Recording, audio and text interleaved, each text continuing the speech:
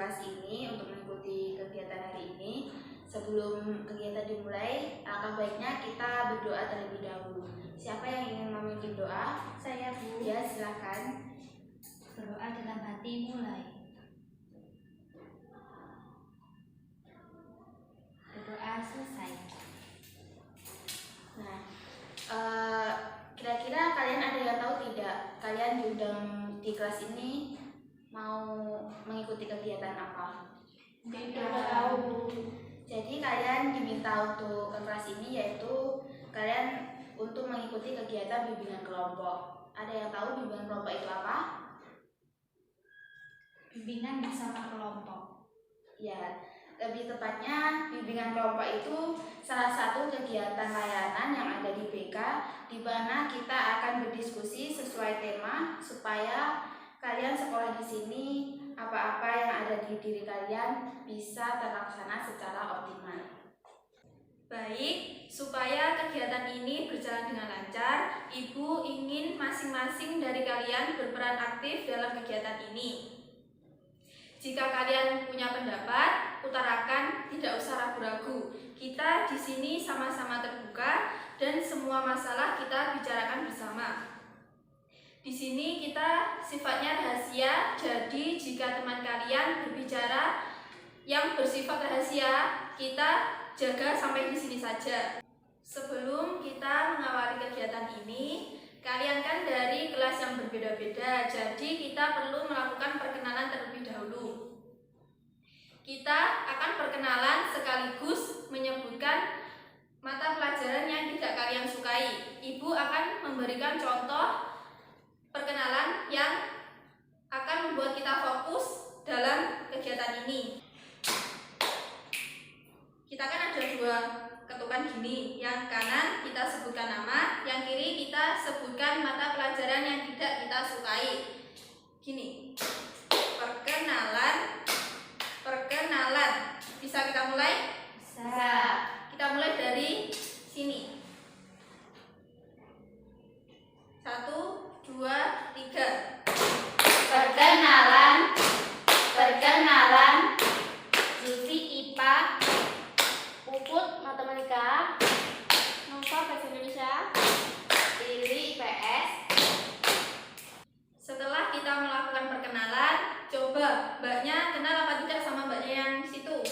Kenal. Siapa? Nova.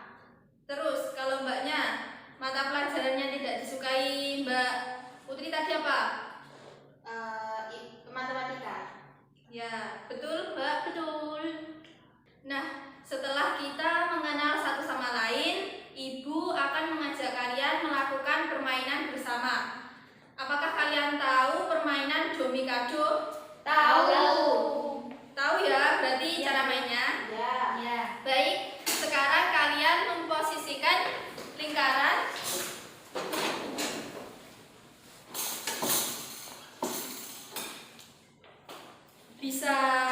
Bisa kita mulai? Bisa. Baik. Mulai dari aku dulu ya. 1, 2, 3. Domikado SK Domika Pio. Cis 1 2. Lagi yuk. Lagi. Mulai kamu dari kamu. 1, 2, 3. Domikado SK Domika Pio. Cis 1 2. Ya. Gak kena. Baik, dimulai dari Mbak Ungkut. Domikado SK Domika Pio. Cis 1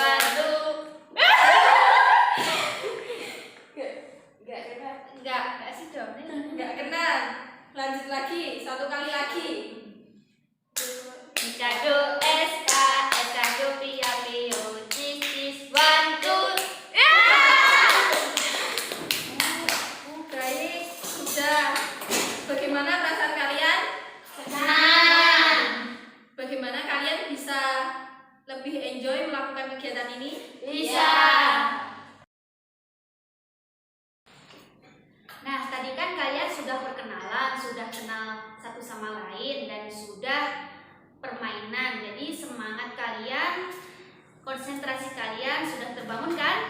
Iya. Nah, sekarang kita masuk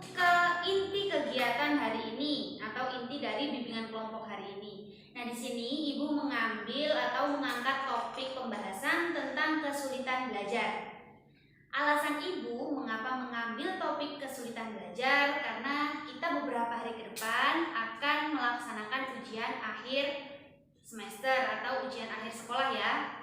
Nah, bagaimana cara kalian untuk menghadapi ujian akhir semester yang akan dilaksanakan besok ini? Nah, kesulitan belajar kalian di sini apa saja? Coba sebutkan. Kalau saya gimana ya, nggak suka caranya guru mengajar. Oh, cara gurunya mengajar. Biasanya kan kalau ada materi baru kan dijelaskan gitu ya. Ya. Kalau saat guru mengajar, terutama di kelas saya itu cuma disuruh membaca buku saja, terus merangkum hanya itu saja. Ya, ada yang lain? Saya Ya, sampaikan. saya tuh kesulitannya kadang suka malas karena gurunya itu memberikan tugas itu terlalu banyak dan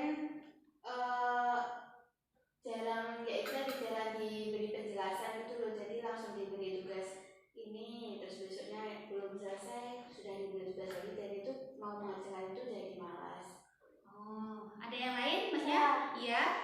Kalau saya nggak suka pada pelajaran matematika. Kenapa? Kok kalau mengerjakan itu berhitung, kalau gitu ya nggak bisa nyambung. Oh gitu. Mbaknya ada kesulitan belajar? Kalau saya ke teman saya sih selalu mengganggu saat saya ingin berkonsentrasi saat gurunya menjelaskan. Oh, iya. Jadi ada ciri-ciri atau macam-macam faktor penyebab kesulitan belajar. Nah, setelah kita mengetahui ciri atau faktor penyebab kesulitan belajar kalian, di sini Ibu punya permainan lagi. Nah, permainannya judulnya adalah tebak kata.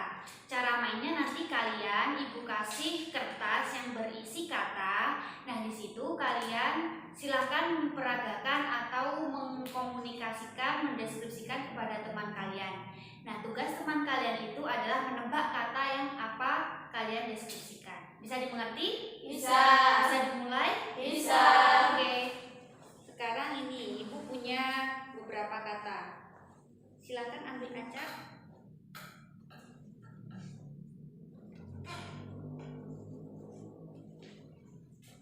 Silakan dibuka. Sudah mendapatkan katanya masing-masing anak? Sudah. Silakan dimulai dideskripsikan sama Mbak Lili. Kita fokus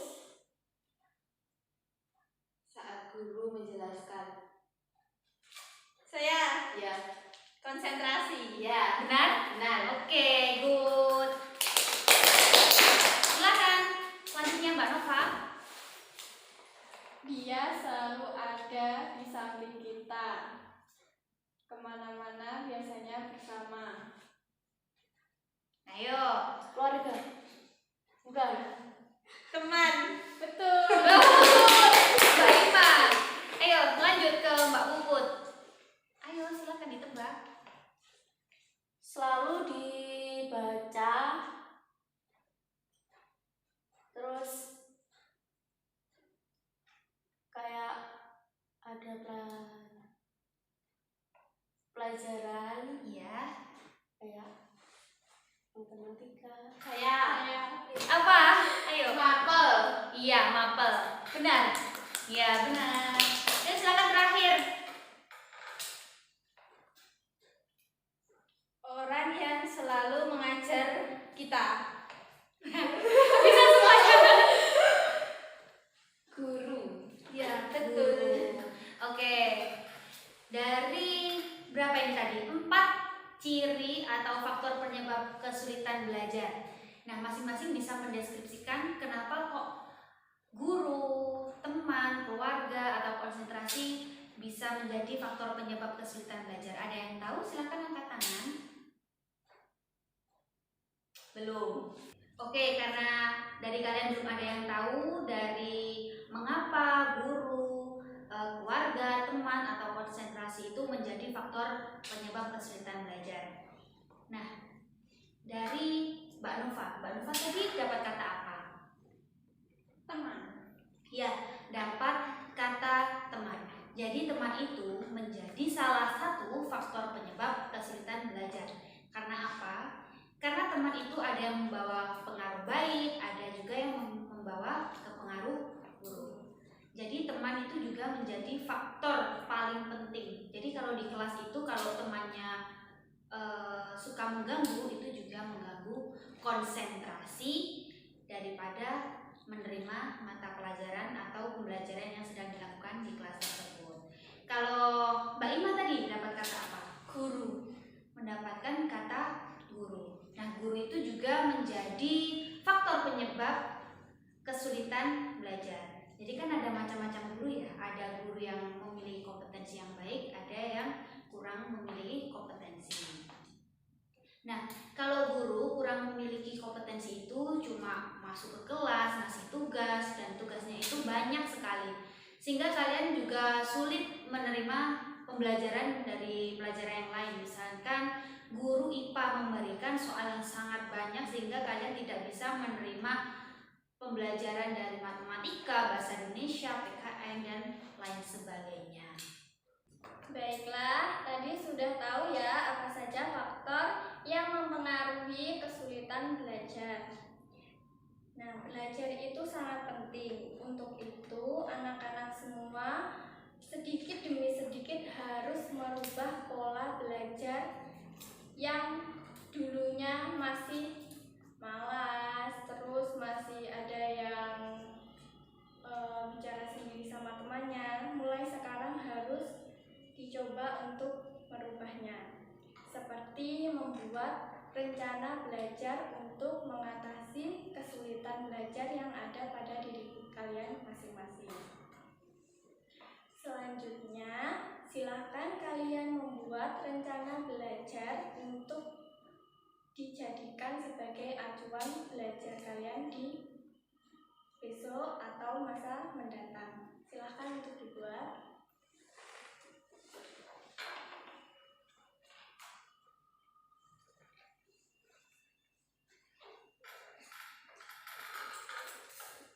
Sudah selesai? Sudah. Baik, saya ingin tahu bagaimana sih rencana belajar yang sudah kalian buat. Dari Lili dulu, gimana? Dari saya, kedepannya saya ingin meningkatkan kemauan saya untuk belajar, mengerjakan tugas, supaya kan itu nanti dampaknya juga ke nilai saya ya. Kalau saya lebih rajin belajarnya, jadi kan nilai saya juga lebih bagus. Oke, bagus. Kemudian Zulfi. Kalau saya kan faktor kesulitan belajar saya adalah teman. Nah, saya akan memilih teman yang berpengaruh positif terhadap saya. Karena apa? Karena nilai itu adalah nilai saya sendiri, bukan tergantung dari teman. Jadi lebih baik memikirkan diri sendiri terkait pelajaran. Oke. Selanjutnya Ima. Kalau saya lebih ingin meningkatkan konsentrasi belajar saya. Ketika guru menjelaskan, saya harus bisa konsentrasi saat guru menjelaskan. Selanjutnya yang terakhir Puput. Kalau saya sedikit demi sedikit tetap belajar mata pelajaran apa saja, terutama matematika. Baik. Rencana belajar yang sudah kalian buat semuanya sudah baik-baik dan jangan lupa untuk diterapkan. Oke, karena ada pepatah Cina mengatakan belajar adalah harta yang terus akan mengikuti pemiliknya kemanapun pemiliknya pergi. Jadi ilmu yang kita dapat dari apa yang kita pelajari akan tetap bersama kita kemanapun kita berada. Baik, sebelum kita menutup kegiatan hari ini, Ibu mau bertanya ke kalian dulu, apa sih yang kalian dapat dari kelompok hari ini? Menambah teman. Yang lain? Bisa membuat rencana belajar. Bisa menambah ilmu baru. Ada yang lain? Bisa mengetahui semua kesulitan belajar teman-teman. Nah, itu tadi yang kalian dapat. Selanjutnya, apa sih manfaat dari kegiatan ini? Mengetahui cara menghilangkan itu tadi, misalkan kesulitan belajarnya seperti faktor teman, dan itu kita bisa mengetahui bagaimana cara menanggulanginya mungkin. Yang selain Zulfi, ada yang tahu? Sama. Baik, itu tadi manfaat yang kalian dapat. Selanjutnya kegiatan hari ini kita tutup. Ada kurang lebihnya